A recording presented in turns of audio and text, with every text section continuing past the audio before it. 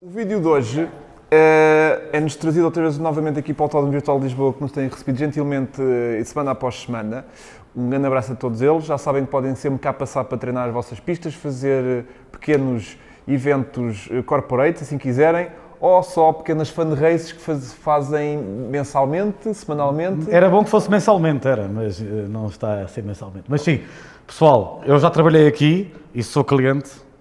Gostam de simuladores, gostam de andar e sentir o mais próximo da realidade, então é aqui no Avial. Não fui pago para dizer isto, atenção. Não, nem eu, tão pouco. Eu senti-me logo com vontade de ir já para o simulador. Vendeste isso tão bem, Foi tão espontâneo. O Avial está aqui. O vídeo de hoje é um bocadinho também roast. Portanto, são 3 coisas que nos irritam solenemente atualmente na Fórmula 1. Ok? E o combinado foi, cada um traz uma cena. E nós, nesta fase, não sabemos o que é que cada um trouxe. Portanto, podemos ter trazido todos a mesmíssima coisa. É verdade. Como se fomos criativos, como eu espero que somos, cada um trouxe uma coisa diferente.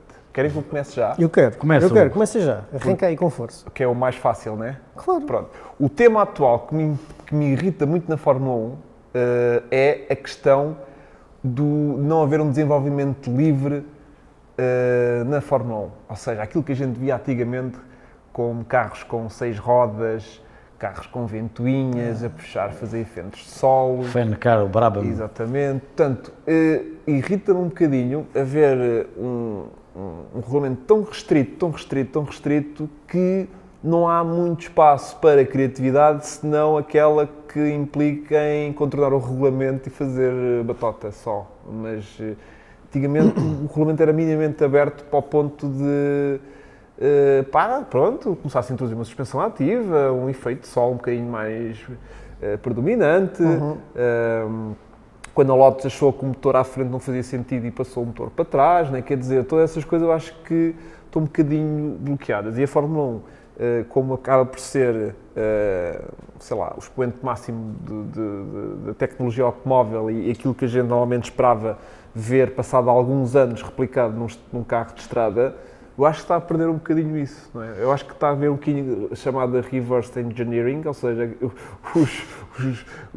as marcas quase que estão a pôr na Fórmula 1 aquilo que já estão a usar há muitos anos, quase no show. Estou a fazer um exagero, atenção, não é bem esta letra, mas já não vejo tanto aquela coisa de trazer conhecimento tão escandaloso. Atenção, claro que há sempre coisas que só se querem tirar da competição. Principalmente aqui nesta era híbrida, no desenvolvimento das unidades motrizes, acredito que haja ali muita coisa que... Não há algo que se pode estar a tirar dali, e depois há marcas que aproveitam, porque, por exemplo, a Mercedes tem já o Project One, que é no fundo um super desportivo que utiliza exatamente o mesmo propulsor da Fórmula 1, Sim. Que é um argumento de marketing potente, vale o que vale, mas é verdade, ou seja, é possível, ou vai ser possível em breve comprar um carro de estrada com um motor exatamente igual que corre na Fórmula 1, através do Project One. Depois há outros projetos paralelos, a Aston Martin com o Valkyrie, que é desenhado pelo Adrian Newey, que também vai buscar muito à Red Bull. A McLaren também irá lançar, em princípio, o sucessor do P1, que no fundo, o sucessor do P1 seria, em teoria, o sucessor do F1, do icónico F1 95, mas parece que a McLaren tem ainda mais um desportivo na Forja, que esse sim será um reflexo daquilo que fazem na Fórmula 1 e, portanto, as marcas hoje acho que continuam a tirar dividendos, mas estou muito de acordo contigo, que há uma restrição enorme do ponto de vista daquilo que é a regulamentação hoje, mas que esses exemplos que tu também deste, muitas vezes foram banidos logo após a primeira corrida. Tu falaste do Brabham do BT52, Sim, não era que era o Turbina? O Brabham Alfa Romeo, projetado pelo Gordon Murray, dos mestres projetistas da Fórmula 1, dos grandes de sempre, o Gordon Murray. Esse carro fez uma corrida, eu quero dizer que foi em Zandvoort, tenho quase certeza que foi Zandvoort, que ganhou com o Niki Lauda, mas foi logo banido a seguir. Com o Mário Andretti atrás no lote e aquilo era uma ventoinha no extrator e então levantava tanta poeira que não foi por causa disso que foi banido, foi porque realmente aquilo... Era uma desvantagem. Não, aquilo foi banido imediatamente. Na altura o Bernie Eccleston, eu acho que ainda era o dono da Brabham. O dono da Brabham, exatamente, e bastou, ou seja, foi uma corrida e foi logo imediatamente banido, porque também a vantagem foi de tal forma avassaladora, mesmo na qualificação, que eles perceberam que na qualificação eles nem fizeram havia alguém que... Não foi? Não, eles aqueles foi de propósito para não... que era para não dar tanta... Depois mas eu lembro que houve uma vantagem grande que foi na corrida. Na corrida é que ele ultrapassou o Andretti no Lotus, que era o Lotus do Colin Chapman também, um carro, estás a falar de grandes de liberdade técnica, né, de desenvolvimento, lá está isso. 1968 foi quando aparece o famoso efeito solo com o Lotus, que foi campeão do mundo, Sim, com o Mario Andretti naquele ano. E esse efeito solo revolucionou por completo depois os carros de Fórmula 1 a partir daí. Outra situação também depois foi banida, que foi a famosa suspensão ativa da Williams. Apesar da suspensão ativa, a primeira equipa que usou foi a Lotus em 87 com o Senna, mas depois bem desenvolvida foi com a Williams, que massacrou Já a concorrência com o Mansell e com o Prost. Mesma coisa com as caixas das semiautomáticas, a estrear foi a Ferrari, mas com muitos problemas no ano em que estreou. Está bem, mas a caixa depois passou uma situação, desculpe interromper, de ser totalmente automático. O piloto carregava no botão da direita, as mudanças subiam todas automaticamente, carregava no botão da esquerda, reduziam. Se procurarem os onboards em 92 e 93, é que as pessoas dizem há muita tecnologia. Mas é por isso que nós devemos saber a história. Em 92 e 93 foi quando eles baniram toda aquela eletrónica, depois em 94 foi aquele ano trágico, pronto. Mas pegando no tema, havia ABS, havia suspensão ativa, caixas que muitas delas eram totalmente automáticas, já nem se trocava de mudança. O fly-by-wire havia, agora voltou a haver depois a partir de 2014, e havia não sei quanto... a Benetton chegou a testar um carro com tração às 4. Portanto, muitas vezes a tecnologia ou o desenvolvimento é banido. A própria Benetton depois foi banida, investigada no ano do Schumacher. Para usar um estilo, uma espécie de controle de tração.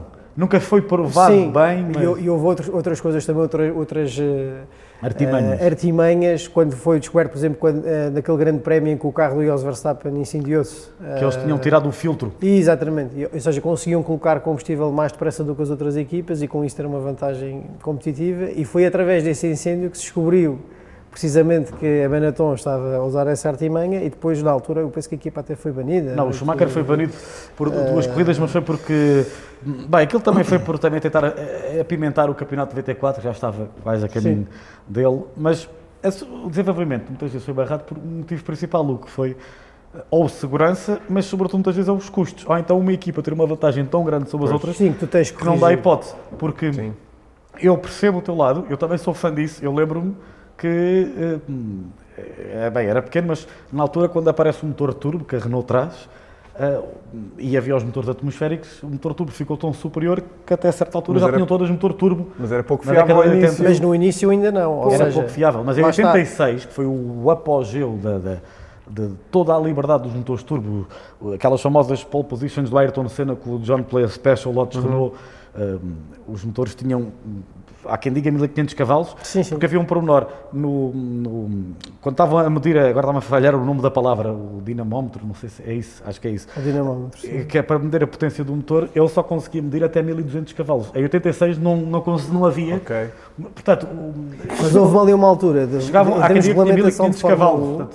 Que só duravam 2 voltas esse motor. Os motores turbo, no fundo, estiveram, que é muito bem aquilo que tu estás a dizer, estavam lado a lado com os motores atmosféricos, e depois, a partir daí, perceberam que a vantagem dos turbo era a fiabilidade, toda a gente foi para os turbo. O problema era a fiabilidade. Quando tiveram fiabilidade, os atmosféricos ficaram para trás. Mas essas situações já não impensávamos hoje em dia, mas era bonito, realmente, era fantástico. Eu acho que isso é uma vantagem durante, sei lá, uma época no máximo, porque depois quando todas as equipas percebem que o caminho é por ali, acabam por adotar, e aquilo torna-se, porque o domínio de determinadas equipas acaba por ser recorrente ao longo dos anos, né? Tu tens sempre equipas dominadoras. Recorrente ao longo dos anos, atualmente temos uma que ganha tudo desde 2014. Pronto, mas já tiveste 6 anos. Já tiveste a Ferrari antes, há sempre tiveste a Williams, há sempre eras que são potenciadas, como tu estás a dizer bem, porque alguém interpretou melhor o regulamento, ou descobriu uma vantagem técnica que de facto muito superior em relação aos Brown em 2009, o difusor duplo. Com o difusor duplo. Do meio da época para a frente já todos tinham o difusor duplo. Tens razão, ou seja, a Red Bull apanhou, sobretudo a Red Bull. Sobretudo a Red Bull, que aliás a Red Bull depois no final do ano é que acabou. E se calhar a solução mais fácil tinha sido banir o difusor duplo à Brown. Mas falou-se nisso, nessa época falou-se, aliás, muitas equipas a tentar atuar sobre a FIA para que o difusor duplo fosse banido. Porque é muito mais fácil até elas conseguirem recuperar. Exatamente, do que terem que desenvolver. E eu recordo, não sei se vocês já leram, o Adrian Newey tem um livro que é How to Build a Car. Não sei se ainda não leram, têm a oportunidade. E há uma parte nesses capítulos. Estou aqui em falha contigo, se não tiver lido. Em que, não, mas é um livro que acho que vais gostar de ler. Para casa ler já imediatamente, podes-te levantar.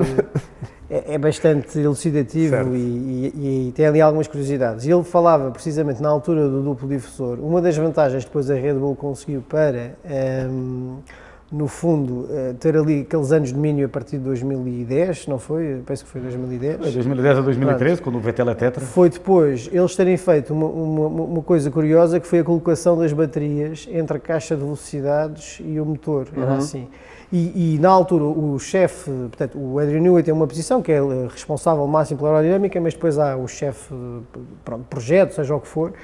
E ele na altura disse, pá, tu és maluco, tu és maluco porque isto é o pior sítio possível para se enfiar baterias, que é precisamente onde há mais calor aqui a trabalhar e onde há mais hipótese delas virem a ceder. Mas na altura ele vincou a sua razão de ser e disse, pá, mas repara, se nós conseguirmos fazer isto, a nossa vantagem vai ser tão grande que as outras equipas, para poderem fazer, esta é uma parte tão importante do desenho do carro, para as outras equipas conseguirem fazer igual vão precisar de pelo menos um ano. Claro.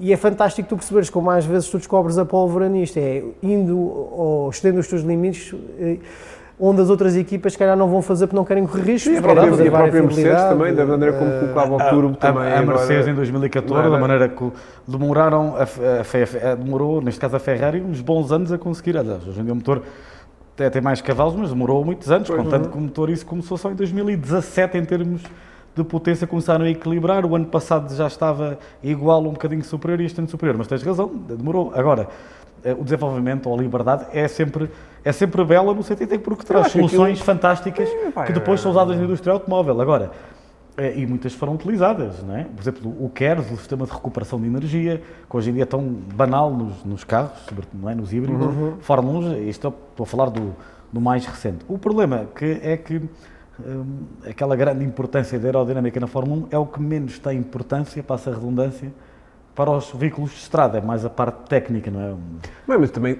repara, a questão de estudares muito aerodinâmica obriga depois também a ter carros mais eficientes a nível aerodinâmico, que façam menos atrito ao ar, sejam, portanto, que façam menos mas consumos. Toda aquela brutalidade e loucura aerodinâmica que ainda bem que em 2021, ainda devemos ter um programa a falar disso, vão reduzir drasticamente Estou muito de acordo contigo, porque depois temos que ver o que é que no fundo contribui para um bom espetáculo em pista. E exatamente, uma coisa é, se tu queres uma série, e há aqui duas ideias que no fundo estão em contrassenso umas com as outras, porque é de facto tudo aquilo que tu disseste, a Fórmula 1 sempre foi o expoente máximo do desporto automóvel, palco de excelência para evoluções de todos os níveis, mas por outra, essa evolução também chegou a um ponto em que se calhar é contraproducente para o próprio espetáculo desportivo, e então hoje tu tens carros que são super rápidos, super eficientes do ponto de vista aerodinâmico, que travam mais tarde como nunca travaram, como acontecia antigamente, têm direção assistida, têm caixas automáticas, tudo isso. Era uma das coisas que eu tirava imediatamente. Mas depois é tão rápido que, de certa forma, depois contribui a corridas um bocado aborrecidas, como nós já vimos. Que, pronto, este ano há umas que têm surpreendido por outros aspectos, mas no fundo os problemas de base continuam lá. Eu uma vez entrevistei um senhor chamado Charlie Lamb, que era o responsável da Schnitzer Motorsport.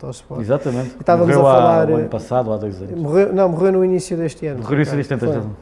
E ele dizia uma coisa no meio da entrevista que era muito interessante, quando estávamos a falar do passado, na altura na entrevista era porque o António Félix da Costa tinha-se juntado às leads da Schnitzer no DTM, e ele dizia, sabes, antigamente os carros dançavam. E é verdade, ou seja, o DTM era tão espetacular naquela altura do primeiro M3 e dos Mercedes, do CLK na altura, o que era? CLK não, não interessa.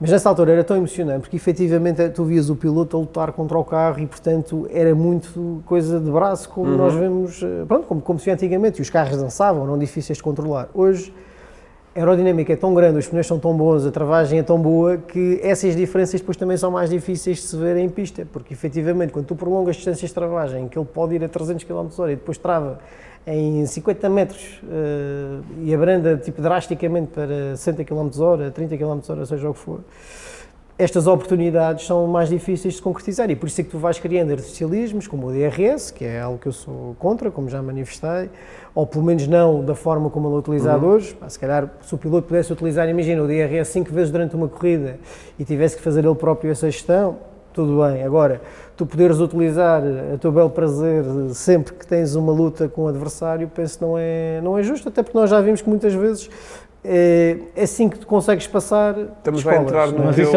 é a tua irritabilidade? Exatamente. Agora A minha podemos- irritabilidade está muito ligada, esta é uma delas claramente, mas está ligada no fundo com este tema que já estamos todos a falar, que é isto, que é de facto, eu acho que hoje os carros deviam ser menos aerodinâmicos, acho que se calhar devíamos ter travões menos eficientes. A Brembo desenvolveu uma coisa tipo absolutamente estúpida, juntamente com a Ferrari, pá, que tem milhões de furação, o disco tem milhões de furação para maior arrefecimento. Portanto, quando no fundo tu tens também os parceiros e todos os fornecedores a trabalhar a este nível, é fantástico, obviamente, veres que a tecnologia... É por isso que os travões não vão ser uma Mas- peça padrão como inicialmente Pronto. estava previsto para 2021, Exato, mas por alguma razão. mas se calhar até deveriam ser, entendes? Não, Ou mas seja, devia ser padrão. é o que claro. eu estou a dizer, se calhar até deveriam ser, e deveriam ser muito Concordo menos inteiramente eficientes contigo. para tu, em vez de travares ali à queima-roupa, não é? Travares aos 200 metros, e isso era no fundo o piloto que tem um bocadinho mais de confiança, Corrones, de diz- corrones, não é? Que acredita que vai lá chegar, travar um bocadinho mais tarde e discutir essa travagem. Tens um na Fórmula 1 que faz isso, Daniel Ricciardo. Porque repara, é aquilo que nós já vimos, e eu acho que para o espectador, mesmo para quem está em pista, não há uma grande diferença. Se tu perderes 3, 4 segundos por volta, isso não é visível para quem está a ver uma corrida num determinado ponto. Mesmo na televisão, Sim, isso não é sim, perceptível. claro. Para quem obviamente gosta e encara a Fórmula 1 como um polo de tecnologia e, portanto, bater recordes é importante, obviamente que hoje o Grande Prémio do Mónaco é realizado muito mais depressa do que alguma vez foi, não é? Mas até que ponto é que isso é verdadeiramente importante para o espetáculo Concordo das corridas, inteiramente, não é? André. Concordo E inteiramente. portanto, no fundo, a minha grande crítica à Fórmula 1 atual é este conjunto de situações que se arrastam, acho eu. Nós já temos vindo a falar de muito, mas que tem mais que ver com esta obsessão quase de tornar a Fórmula 1 numa fórmula de engenheiros, que teve o seu papel, acho eu, como nós vimos aqui, nos anos 80, nos anos 90, aliás, desde a sua gênese, no fundo todas essas evoluções, desde o momento em que, como disseste, o Colin Chapman ou outro engenheiro qualquer decide passar um motor à frente para trás, ou desde o momento em que se começam a aparecer asas nos carros, porque os carros inicialmente obviamente não tinham asas. As asas tinham para aí 2 metros de altura. Tinham. Era para aí- Portanto, Mas isso foi tudo fantástico. Agora, Bem, agora mas o isso André teve diz o uma seu- coisa, isso teve o fórmula seu de tempo. engenheiros. Agora é que falaste bem, Hoje fórmula de engenheiros. temos que ver a Fórmula 1 como de facto um espetáculo, tem que ser um espetáculo, né, a todos os níveis. E portanto, daí eu também dizer, epá, venham daí os motores ruidosos, houve alguns Epá, isso aí já... espectadores, curiosamente, e eu concordo, porque claro que os motores V12 eram muito menos eficientes do que são hoje os motores V6, claro que davam muito mais problemas, havia mais problemas de fiabilidade. Os V10 nem tanto, os V8 eram imbatíveis, os V8 na sua última fase de desenvolvimento, tivemos para aí 5, 6 anos com esses motores, que ele era uma coisa impressionante a nível de fiabilidade. Estes também já são... Portanto, também a própria evolução nesse aspecto, pois obviamente, quanto mais tempo uma tecnologia está em vigor, mais fiável ela se irá tornar. Os motores V6 nós vemos muito bem, a Mercedes acertou à primeira, a Honda demorou A Honda ainda está. 4 anos para lá chegar e mesmo assim... A Honda não mas chegou. pronto, mas está muito melhor. Mas obviamente o meu lado romântico, e se calhar também pela era em que eu vivi, diz-me que parte do espetáculo está também nas emoções que são transmitidas às pessoas. E o som, para mim, é uma componente fundamental. Pronto, eu pessoalmente sou já assim. nos vão Se calhar há cair. outros que pensam de uma forma distinta. Eu concordo contigo. Acho que o que é importante, mais do que todos os grandes prémios serem batidos recordes, é o espetáculo em pista. Eu leio algumas pessoas a dizer que é fabuloso de ver o carro A, B ou C rodar, fazer a curva 3 em Barcelona ou a 130R, mas isso depois vai discutir uma coisa. O que é que nós queremos é ver uma corrida intensa de lutas ou que os carros são super rápidos? Eu quero é ver lutas. Vocês não acharam curioso, por exemplo, a Porsche agora quando saiu de Le Mans, e usou o seu, como é que chama? O 919 Hybrid. E fizeram ali uma versão que foi só bater os recordes. Isso é marketing puro. Só para dizer, não, o nosso carro poderia fazer isto se os regulamentos permitissem. Não acham isso fabuloso? Bem, mas Eu tem que achei haver sempre... fabuloso Oh, também. André, Hugo, mas tem que haver sempre... Eu sei. Mas tem que sempre que haver regulamentos, não é? Porque sempre houve. Não, mas Estava a falar da liberdade. é o Mas olha exercício o que eles LMP1 fizeram, tipo, teve olha, uma liberdade incrível. a gente tem tecnologia. Sim, já é Olha um que a exemplo. categoria LMP1 dessa era da Não, é da verdade, Porsche, é verdade. tinha uma liberdade melhor Mais do que na dizendo, Fórmula 1. mais que a Fórmula 1. Mas ainda assim, nós foi engraçado o exercício de Tanto que a quase Nissan- liberdade, de tipo, pá, É quase a dizer ao Usain Bolt, olha, vais só correr isto em 10 segundos e ele diz, eu posso fazer isto em 9, está bem, mas isto fazes depois quando acabar o campeonato para isto ficar justo. Mas tu sabes quanto é que estes Não motores... é giro esse exercício, tipo, eu podia dar isto muito mais, está aqui. Mas sabes que os motores híbridos, disse uma vez o Andy Cowell, que é o responsável dos motores da Mercedes, que se abrissem a goela aos motores, dessem liberdade a estes motores ultrapassavam os 1500 cavalos de potência em modo de qualificação que tinham os motores turbo de primeira geração. Portanto, se dessem, imaginar, se não houvesse um fluxo de combustível, que lá um fluxo aleatório. Esse fluxo de combustível que no fundo que limita muito, não só na Fórmula 1, como limitava nos LMP1. Agora, se dessem liberdade, aquilo chegava a esse cavalos todos. Agora, eu percebo o que é que tu dizes, mas por outro lado é o que o André diz, é depois a parte do espetáculo. Eu não tenho solução para isto, atenção, eu estou só a levantar este problema. Não, mas eu acho... Aliás, a minha t-shirt de hoje é um bocadinho por causa disso, porque, que giro que era ter um motor rotativo na Fórmula 1, por exemplo. Do Mazda, ganhou o Alemanha 91, o famoso W. Não é? O Enkel. Era impossível, não é? Como é óbvio, hoje em dia. Mas eu acho que nem é tanto, na minha opinião, o principal problema da Fórmula hoje em dia.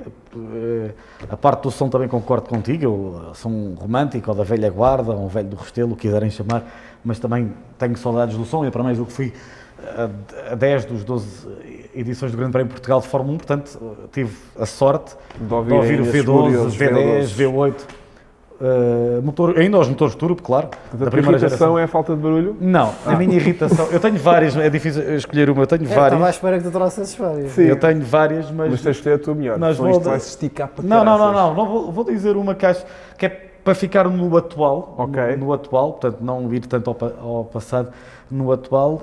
Há bocado falaste de uma que é das minhas irritações, a questão do DRS, não de haver o mesmo, o ideal é que não fosse preciso haver o mesmo, mas a minha irritação tem a ver com a limitação do DRS. Já que há DRS, isto é a minha opinião, já que existe DRS, porque não fazem como, por exemplo, no DTM, que também tem DRS, que é, cada piloto tem um determinado tempo, limite de utilização do DRS. E usam onde querem. Mas usam onde querem. E quando querem. E quando querem. Depois, quando acabar, acabou. Mas isso é uma situação interessante que também faz com que haja mais uma estratégia, que é interessante. Cada piloto tem, imagina, vamos mandar para o ar que eram 200 segundos, não é? Como se fosse uma Joker Lap ou uma coisa qualquer. Agora, o piloto pode utilizar onde quiser. E ainda falando do DRS, porque é que quando há um safety car, porque é que só passar 3 voltas é que se pode usar? Visto agora na Rússia, uma das variedíssimas pistas más para ultrapassar, que quando do último safety car, que o Charles, reparaste que era difícil o Charles Leclerc fazer o último setor colado ao Bottas. Se pudesse logo utilizar o DRS, não estou a dizer que conseguiria ultrapassar, sim, mas imagina, quando o safety car está a sair, ele tinha logo o DRS na reta, havia maior chance. O Charles Leclerc não ultrapassou o Bottas não é por falta de jeito, é porque é impossível naquele último setor, com andamentos tão parecidos, seguir de perto o carro da frente. Isso é um problema que a Fórmula 1, espero em 2021, já não seja problema, mas porque não há, já que há DRS, então para que tem, imagina, 200 segundos, como há estou a dizer 200 segundos, um tempo pré-determinado, para utilizar quando quiserem, em qualquer ponto de vista, tirando, na minha opinião, no Mónaco, só num sítio que aquilo, na reta no túnel pode ser se calhar um bocado perigoso, e quando está a chover também não pode ser usado, aí tudo bem, segurança, claro. Isso é um dos temas que eu tenho, para além de outro que eu já falei na semana passada, uma coisa que eu detesto, que é o maldito safety car virtual. Que é para uma aberração. A malta comentou muito isso nos comentários. Não, porque o safety car virtual, sabes que foi inventado e criado após a morte do Bianchi em 2014, porque estava dupla bandeira amarela, estava a ser removido o carro dele, estava uma grua na zona de escapatória, estava a chover a potes, ele despistou-se, a bater na grua e pronto, infelizmente foi o fim que aconteceu. Criaram o safety car virtual.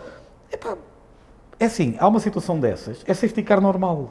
E depois, se há a porcaria do safety car virtual que eu testo, então proíbam que haja possibilidade de fazer pit stop. É aquilo que nós falamos da janela de abertura. Que é uma injustiça total dos Estados Unidos, que são onde se inventou ou criou o pace car, é como é chamado lá, a Fórmula 1 foi copiar isso dos Estados Unidos, ainda bem, não estou a criticar.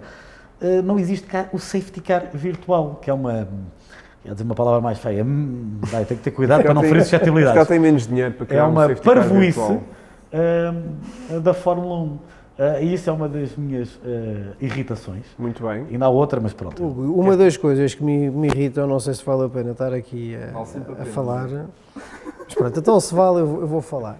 Já de certa forma, já tocamos aqui ao de leve, é as escapatórias em asfalto, as chamadas run-off areas, porque de certa forma tem um efeito contraproducente, acho eu. Ou seja, o princípio é bom, porque pelo menos quando foi lançado, que era um imperativo de segurança, permitia que se um piloto tivesse um azar, pudesse seguir em frente e não ficava logo ali arrumado na gravilha e de certa forma protege-o e de certa forma camufla um erro, vamos lhe pôr assim. Depois há outra coisa que as pessoas não falam muito, que é obviamente o interesse comercial e televisivo, porque quanto menos carros eu tiver em pista, menos interesse tem a corrida, Já que há mais poucos carros, despesa. lá há 20 carros. Pronto, exatamente, mais despesa há também depois para as equipas, portanto, no fundo, como é óbvio, enquanto no pensamento do organizador ou do promotor, ele quer manter o máximo de carros em pista. Antigamente na Fórmula 1 cometias um erro, tocavas ali na gravilha, tchau, dás fora, na relva, fosse o que fosse.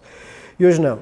Mas o que está a acontecer é que muitas vezes os pilotos respeitam por completo essas zonas de escapatória, no sentido em que as interpretam como um local para acelerar e não desacelerar. Ou seja, é um local para eu ir em frente. Uma extensão da pista, não é? E isso é que está mal. E depois, há aqui uma pescadinha de rabo na boca, vimos isso na Rússia também, que é, fazem a escapatória em asfalto, mas depois colocam muros a dividir essa mesma escapatória, que é para dificultar o acesso do piloto à pista. Não sei se estão a perceber qual é o ridículo desta situação. Completamente de acordo. Depois, na Rússia, houve 2 ou 3 que acho que iam tendo um acidente à conta disso, não sei se foi já o Magnussen ou o que é que foi, que no meio daquilo... O Magnussen depois foi penalizado e foi uma estupidez, e falamos disso. Mas até houve 2 ou 3 que aquilo era de tal maneira perigoso que eles, ou seja, quase que tinham um acidente e partiam mesmo o carro na saída de asfalto do que propriamente se tivessem continuado em pista. Portanto, é uma das minhas irritações também destes tempos em que vivemos.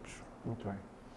Queres trabalhar com mais uma? Então eu acho que o Já André, vamos para aí em 4 ou 5, o André falou dessa irritação que é as escapatórias de asfalto, que de facto podiam pôr gravilha, fazer algo para castigar o erro, porque lá está, sais largo. Estamos a falar dos melhores, não é? Quer dizer, não estamos a falar ali propriamente de um lugar de karting. Não é? Sais de largo da parabólica, a aberração que fizeram na parabólica. No karting não temos direção assistida, eles têm.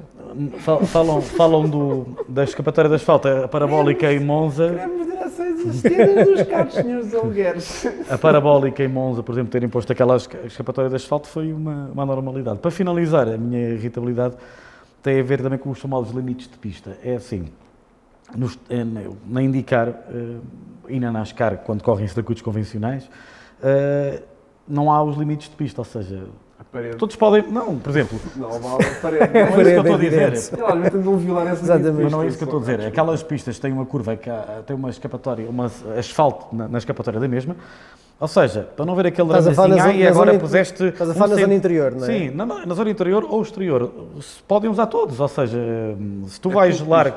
Exatamente, portanto, eu sou contra, mas já cá a parabólica em Monza tem aquela escapatória de asfalto. E é muito fácil. Já que puseram essa... Então, se vai um, pode ir todos, não estão cá com... Agora vamos penalizar porque fizeste ali, como já vi o Verstappen há uns anos nos Estados Unidos, quando passou o Kimi na última volta. Exatamente. É verdade, ele ultrapassou o limite da pista, mas...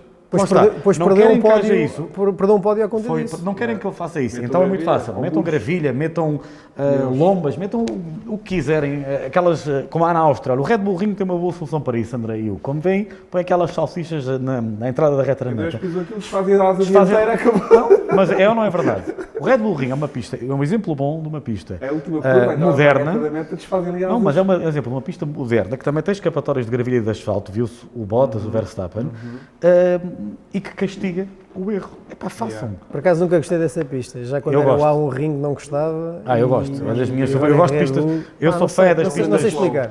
Slow e a pistas rápidas. E aí é muito diversificado. Acho que é muito, sabes, tem curvas muito fechadas, muito cotovelos. Estás a ver? Vais assim e depois pum. aqui hoje e tu fazes para ali agora uma horinha a jogar no circuito. Castigo. Até aprendes a gostar do circuito. Então vá, só se vocês forem os dois, bora lá. Não prometo. Bom, obrigado por este bocadinho. Obrigado, eu. É sempre um gosto tê-los aqui. Obrigado. Obrigado, Na próxima Hugo. corrida já iremos falar, no próximo podcast vamos falar sobre a corrida do Japão. Uma pista decente para homens, Suzuka. Espetacular essa pista. Agora sim. Às 6 da manhã, talvez. Mas está em risco o grande prémio por causa do Pois é, furacão. anunciaram um grande furacão com tempestades e 200 e tal milímetros de precipitação, não é? O que pode acontecer, Hugo, é provável que venha a acontecer, é mudarem o horário do grande prémio. Não sei porque... Já aconteceu isso uma vez. Já aconteceu. Tardíssimo. Sim, já aconteceu a mudarem o horário.